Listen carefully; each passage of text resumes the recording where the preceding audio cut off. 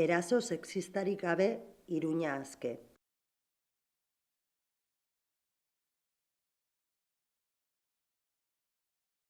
Eraso sexistarik gabe Iruña aske.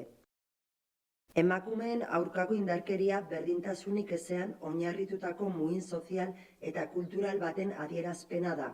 Gizon emakumeek ez dituzte eskubide eta aukera berdinak gure gizarteetan. Emakumeen aurkako indarkeria ez da fenomeno bat, ez da saihestezina. Ez da gertatzen, baizik eta gizonek gauzatzen dute, emakumeen aurka gauzatu ere.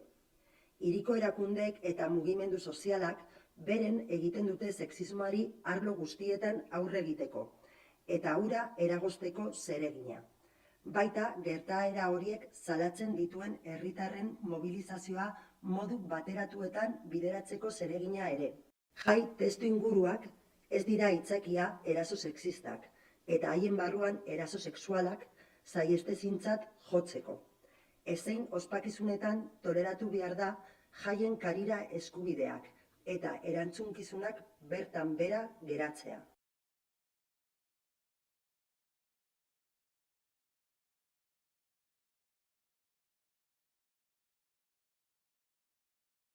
Norentzat da gida hau? Noizbait leku publiko batetik, tabernatik, autobusetik, kaletik, alde egin behar izan baduzu, erasota sentitu zarelako eta zer egin ez zenekielako. Pausoak zure atzetik entzuterakoan beldurtu bazara eta pausoa askartu behar izan baduzu. Beldur izateagatik zeure kabuz jokatzeari uko egin badiozu, adibidez, pote bat hartu edo kontzertu batera joan. Bikotekideak humiliatu edo kontrolatua sentitu bazara. Sexu harremanak izatera behartua edo bultzatua sentitu bazara. Lerdezto ez naskatu bazara, jarrera matxistengatik lotsatzen bazara, txantxak eta piropoa gustatzen ez bazaizkizu.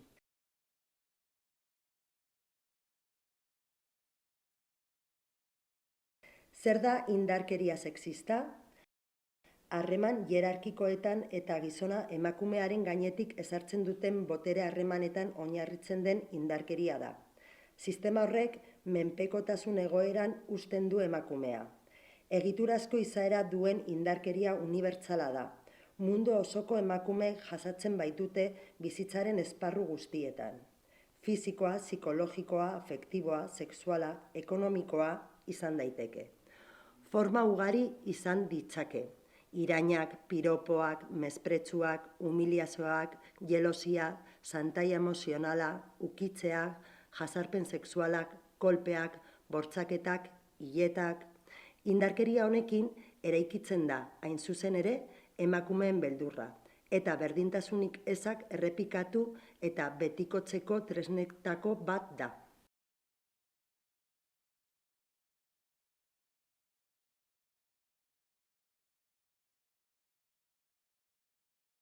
Indarkeria sexista hautemateko aztarnak. Jarrera matxistak dira lehen elementu beharrezkoa gizon batek emakume bati eraso egiteko eskubidea duela pentsatzeko. Kontrol eta santaia mekanismoen barruan jeloskortasuna gailentzen da. Ez dira maitasun seinale, baizik eta kontrol eta jabetza grinarenak. Ez utzi engaina zaitzatela. Hona hemen egoera sexistak hautematen lagundu ahal dituzuen zantzuak. Bikotekideak edo bikotekide ohiak denbora, sakelako telefonoa, janzkera, lagunak, kontrolatzen dizkizu, inoiz zelatatu edo jarraitu zaitu, edota etengabe leporatzen dizu desleiala edo lakrikunkeriatan ibiltzen zarela. Ez du nahi lagunekin atera zaitezen, ez da zure bizitzan beste inork egon dadin. Irizpedirik ez bazenu bezala jokatzen du zurekin, eta zure iritziak gutxiesten ditu. Sexu harremanak izateko presionatzen zaitu eta kondoirik gabe izatera behartzen zaitu. Tabernetan ipurdia ukitzen dizute, gogaitzen edo estutzen zaituzte, nahiz eta zuk bakean usteko esan diezu.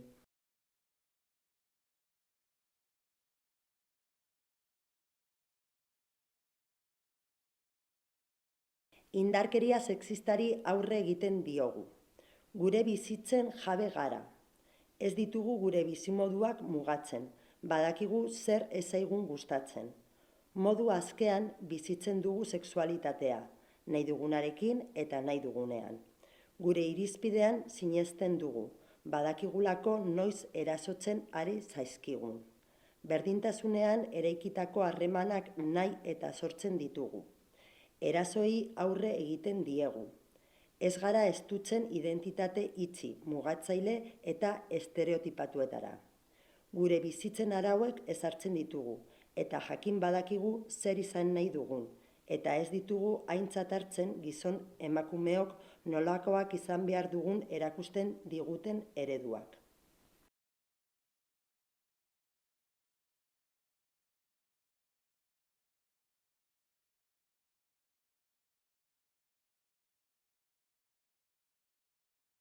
Erasoak saihesteko baliabide orokorrak.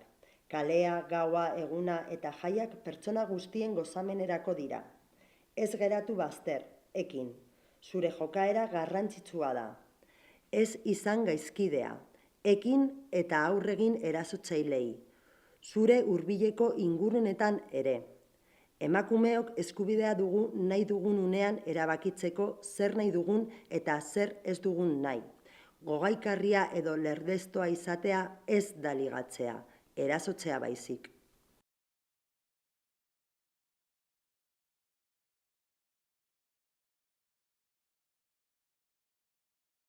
Autodefentsa feminista. Askatasunez ibili. Okupatu zure bizi espazioa. Izan konfidantza zure irizpidean.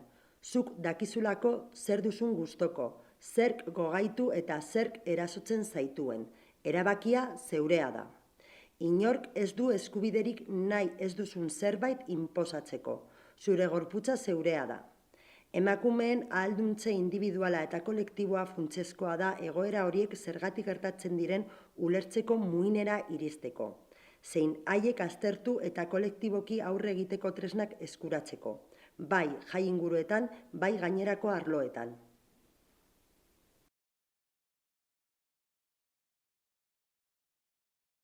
Zer egin eraso bat ikusten baduzu? Emakume bat erasoa jasaten ari dela uste baduzu joarengana. Galdetu ea ongi dagoen eta laguntzarik behar duen. Adierazi erasotzaileari egoera gaitzesten duzula. Zure lagunen bat bere bikotekidea gaizkle tratatzen badu, jakinarazi ez dagola bakarrik. Eta eman iezaiozu informazioa edo joan harekin laguntza bila. Joan eraso sexistei buruzko informazio gunera edo udalak prebenitzeko kanpainaren barruan propio ezarritako beste edozein gunetara. Eta jakinarazi zer ikusi duzun, salatzeko beste aukerak batzuk ere badaude. Emakumeak, zer egin eraso baten aurrean? Eraso arriskua hautematen baduzu, oihukatu zua, jendearen arreta zure ganatzeko. Egoeraren bat gustoko ez baduzu, esan. Jasartzen bazaituzte edo erasota sentitzen bazara, bilatu lagunen babesa. Konta iezaiezu zer gertatzen zaizun, bilatu laguntza. Jo gidaliburuan zehazten diren baliabidetara. Eraso sexualen bat jasatzen baduzu, laguntza eta arreta psikologiko, sanitario eta legala jasotzeko eskubidea duzu. Salatzea, erabakia, ala ez. Oraingoz, salaketari jarri nahi ez baduzu ere, gogoan hartu. Gorputza edo arropa garbitzen badituzu, epaiketa batean lagungarri izan daitezkeen frogak galduko dira. Deitu konfidantzako norbait, lagun edo senide bati lagundu zaitzan. Joan ospitalera edo auzitegira.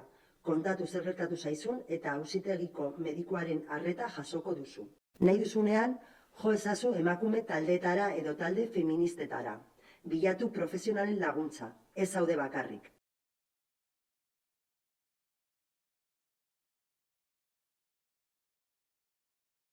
Erantzunean parte aktiboa ez bagara, tolerantzian parte pasiboa izango gara.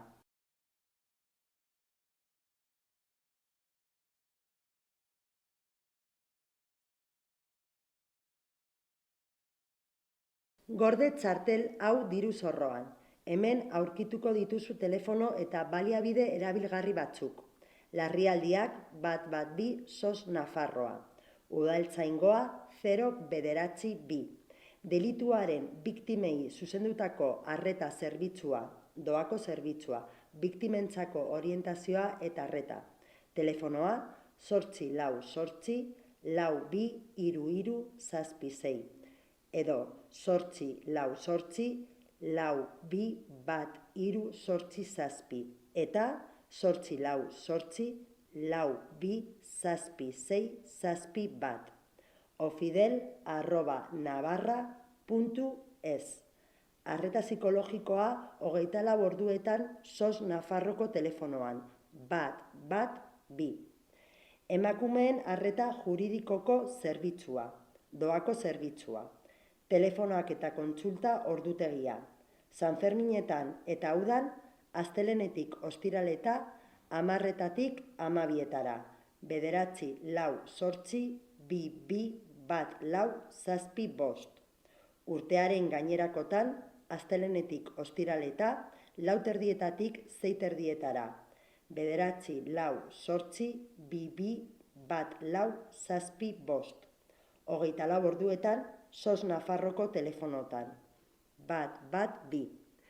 Emakumendako udal laguntza zerbitzua, doako zerbitzua. Telefonoa 9-8-4-42-0-9-4 smam@pamplona.es. Akonpainamendu zerbitzua, doako zerbitzua, 24 orduetan Sanferminetan eta auzoetako festetan. 112an edo informazio gunetan eskatu eta aktibatzen da.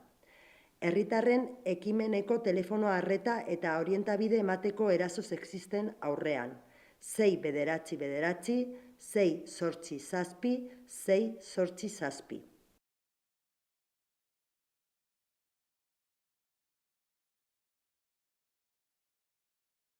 Egilea, Sanferminak berdintasunean taldea.